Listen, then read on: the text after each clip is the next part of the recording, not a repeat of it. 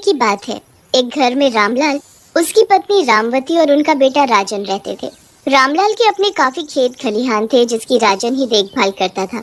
एक दिन जब राजन खेतों से काम करके वापस आता है तो उसकी माँ उसे हाथ मुंह धोने को कहती है। हाथ मुंह धोकर रसोई में आ जाना, तेरे बाबूजी ने भी खाना नहीं खाया है। वो बोल रहे हैं कि सब साथ में ही खाएंगे। हाँ माँ, मैं बस अभी आया। हाथ मुंह धोकर राजन खाना खाने रसोई में जाता है। वहाँ सब साथ बैठकर खाना खा ही रहे होते हैं कि राजन के पिताजी उसकी शादी की बात छेड़ देते हैं।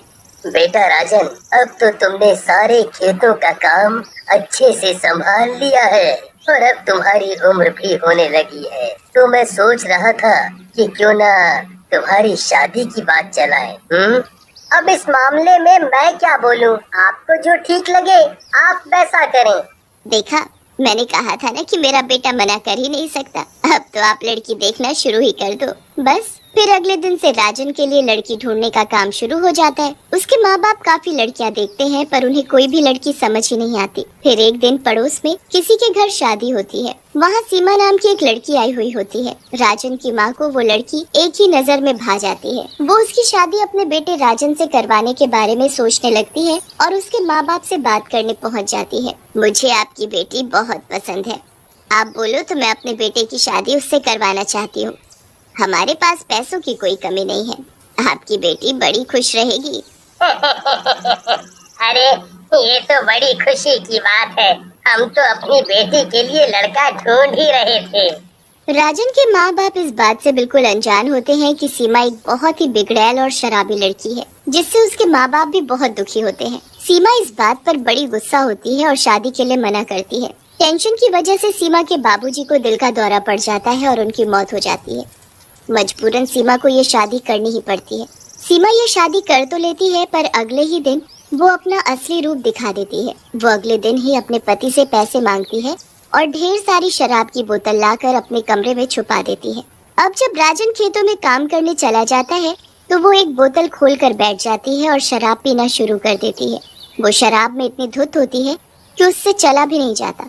जब उसकी सास उसको कमरे में बुलाने आती है तो वो पागलों वाली हरकतें करने लगती है। अरे बुढ़िया, क्या बे, यहाँ किस लिए आई है? चल जाकर खाना वाना बना, बड़ी भूख लगी है मुझे। हे भगवान, बहू तूने क्या शराब पी रखी है? अरे तो क्या पहली बार थोड़ी पी है। देख बुढ़िया, मैं खाने के बिना रह सकती हूँ पर मुझे दारू तो चाहिए ही चाहिए। ये शादी भी मैंने इसीलिए की है क्योंकि मेरी माँ के पास पैसे खत्म हो गए थे। हे भगवान, ये मेरा बेटा किस लड़की के चक्कर में फंस गया। ये तो हमारा पूजा पाठ वाला घर बर्बाद करवा डालेगी। अब सीमा रोज दारू पीकर घर में कलेश करती और उससे सब दुखी हो जाते। किसी को समझ ही नहीं आ रहा था कि वो क्या करे। आखिरकार उन्होंने सीमा की माँ से बात करने की कोशिश की तो पता चला कि वो अब उस घर में नहीं रहती।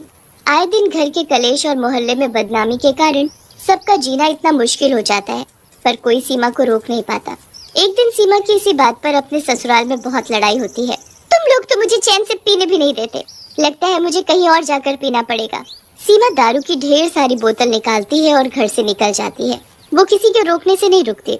वो दूर एक नदी के किनारे जाकर बैठ जाती है और वहाँ दारू पीनी शुरू कर देती है।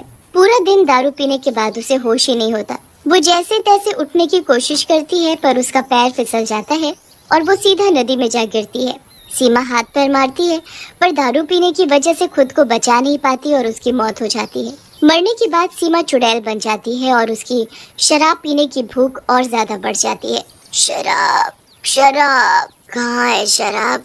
मुझे शराब चाहिए, शराब। शराब के लिए वो पागल हो जाती है और चिल्लाती हुई अपने ससुराल पहुंचती है।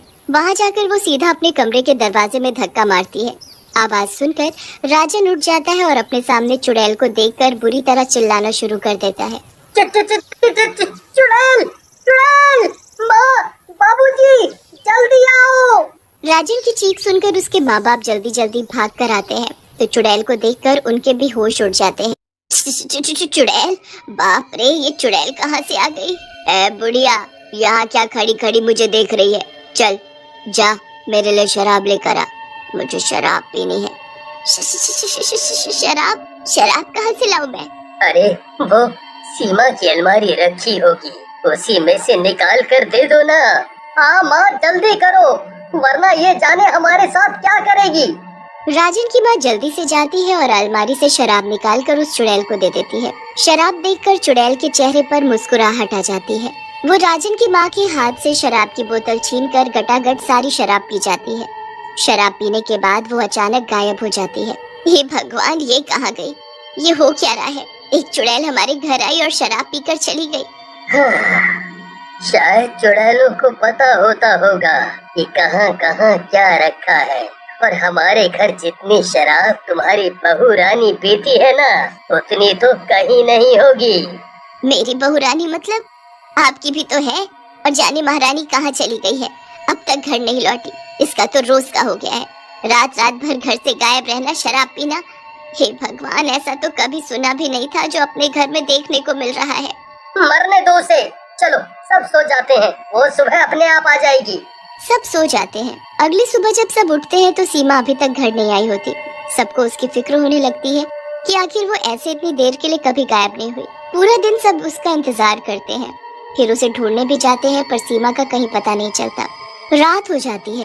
सब लोग बैठकर खाना खा रहे होते हैं कि इतने में वहाँ दोबारा वो चुड़ैल आ जाती है। कहाँ गए सब के सब? लाओ दारू लाओ मेरी। हे भगवान, लगता है वो चुड़ैल फिर आ गई। सब लोग बाहर देखते हैं तो वहाँ वही चुड़ैल खड़ी होती है जो चिल्ला चिल्ला कर शराब मांग रही होती है।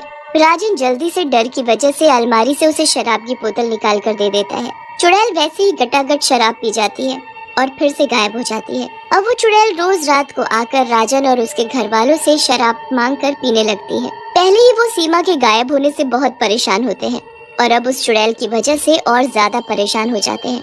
एक दिन राजन की माँ इस चुड़ैल का हल निकालने के लिए एक बाबा के पास जाती है और उनको सारी बात बताती है। अच्छा, तू फिक्र मत कर, मैं सब ठीक कर दूंगा। तू एक काम कर, ये पानी ले और इसे शराब में मिला दे। जब वो चुड़ैल शराब मांगने आए तो उसे यही पानी मिली हुई शराब दे देना। बाबा मंत्र पढ़ा पानी राजन की माँ को दे देता है, जिसे वो घर ले जाकर एक शराब की बोतल में मिला देती है। रात होते ही वो चुड़ैल वापस आती है और शराब मांगने लगती है। कहाँ मर गए सब के सब? मुझे शराब दो, शराब चाहिए मुझे। हाँ, अब मैं बस अभी लाई। राजन की माँ वही पानी मिली शराब चुड़ैल को लाकर दे देती है। चुड़ैल बोतल खोलती है और गटागट शराब पी जाती है। शराब पीते ही उसका शरीर जलने लगता है। बचाओ बचाओ मुझे कोई, मेरा शरीर जल रहा है। क्या था इस शराब में? तूने हमें बड़ा परेशान किया हुआ था। एक तो हम अपनी बहू को ढूंढ ढूंढ कर दुखी थे और तूने हमारी जिंदगी हराम कर रखी थी, पर तुम्हारी बहू तो मैं ही हूँ। मुझे बचा लो, मेरा शरीर जल रहा है। मैं सच बोल रही हूँ, मैं सीमा ही हूँ। उस दिन शराब के नशे में मैं नदी में गिर गई और मेरी मौत हो गई थी। मुझे अभी बहुत तकलीफ हो रही है, मुझे बचा लो। क्या सच में तुम सीमा हो? यकीन नहीं होता तो अभी जाकर नदी में देखो, मेरी लाश पड़ी होगी। पर अभी मुझे इस तकलीफ से बचाओ। राजन जल्दी से कुछ लोगों को इकट्ठा करके नदी में जाकर देखता है तो वहाँ सच में सीमा की लाश पड़ी होती है। पूरे गांव में शोर मच जाता है। जल्दी से राजन की माँ उस तांत्रिक को अपने घर लेकर आती है, जहाँ वो चुड़ैल दर्द से तड़प रही होती है। ये चुड़ैल नहीं, हमारी बहू है। इसकी मौत नदी में गिरने से हो गई और ये चुड़ैल बन गई। इसे तकलीफ से मुक्त करो बाबा। तांत्रिक अपने मंत्र पढ़ता है और गांव वालों से सीमा की लाश का अंतिम संस्कार करने को कहता है। जैसे ही गांव वाले सीमा की लाश को जलाते हैं, चुड़ैल की तकलीफ कम होने लगती है। मैंने तुम लोगों को बहुत परेशान किया और मेरी शराब की लत की वजह से मेरे पापा मर गए और मैंने खुद की जान भी गंवा दी। मैंने कभी नहीं सोचा कि ये शराब मेरी जिंदगी बर्बाद कर रही है।